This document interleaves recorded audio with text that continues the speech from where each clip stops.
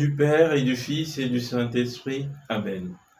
Peuple de bienheureux, peuple de Dieu en marche, au royaume de Dieu,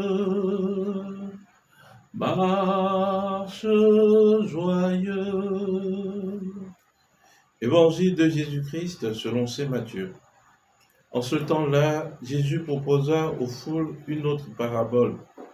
Le royaume des cieux est comparable à une graine de moutarde qu'un homme a prise et qu'il a semée dans son champ.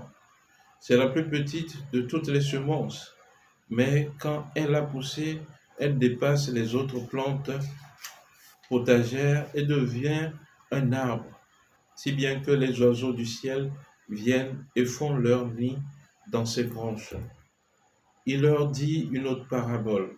Le royaume des cieux est comparable au levain qu'une femme a pris et qu'elle a enfoui dans 3 mesures de farine jusqu'à ce que toute la pâte est levée.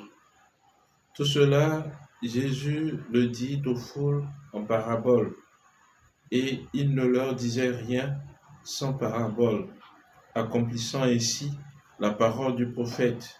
J'ouvrirai la bouche pour des paraboles, je publierai ce qui fut caché depuis la fondation du monde. Acclamons la parole de Dieu. Louange à toi, Seigneur Jésus. Bien-aimé de Dieu, paix et joie à vous. En ce 31 juillet, fin de la mois dédié au précieux sang de notre Seigneur Jésus-Christ, l'Église nous donne de fêter, de célébrer ensemble un grand saint, Saint Ignace de Loyola, le fondateur de la Compagnie de Jésus, les Jésuites comme nous l'appelons bien souvent. Ce grand saint a eu un attachement très particulier au pape et toute sa congrégation est dédiée à ce sens, être consacré et tenir solidement les enseignements du pape.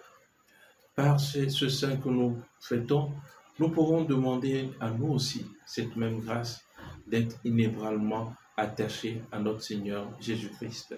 L'évangile que nous venons d'écouter nous propose 2 paraboles relatives au royaume des cieux. Mais à travers ces 2 paraboles, nous voyons que le royaume des cieux dont parle notre Seigneur Jésus-Christ est une petite chose que l'on sème ou bien que l'on met. Alors, cette petite chose devient plus grande. Dans la première parabole, Jésus nous dit que le royaume des cieux est comparable à une graine de moutarde qu'un homme a prise et qu'il a semée dans son champ.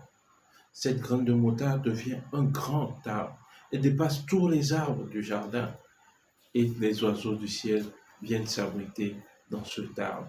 Bien-aimés de Dieu, rien n'est fortuit dans notre vie chrétienne. Il nous faut simplement accepter de fournir un peu d'effort, de donner du peu que nous avons pour que le Seigneur en fasse de grandes choses. Voilà le royaume des cieux. Ce n'est pas un lieu statique situé dans les cieux, mais c'est une manifestation de Jésus-Christ au milieu du monde. Sommes-nous disposés à pouvoir manifester le Seigneur à l'endroit de nos frères et sœurs? La deuxième parabole nous dit que le royaume des cieux est comparable au levain qu'une femme a pris et qu'elle a enfoui dans 3 mesures de farine jusqu'à ce que la pâte est levée. Nous connaissons bien le levain qui sert à faire les pâtes, à faire le pain. On enfouit juste un peu de levain et ça fait lever une grosse pâte. Dieu veut composer avec les petites choses que nous avons. N'ayons pas peur d'offrir, n'ayons pas peur de donner du peu que nous avons. Rappelons-nous cette veuve dans l'Évangile qui a offert 2 petites piécettes et c'est son don que le Seigneur a loué. Qu'il en soit aussi pour nous et que Saint Ignace de Loyola intercède puissamment pour nous, qu'il nous donne d'être attachés à ces paroles de Jésus-Christ et que Dieu Tout-Puissant nous bénisse, lui qui est Père et Fils et Esprit Saint. Amen. Excellente journée de prière et de travail et que la bonté de Dieu demeure avec vous. Amen.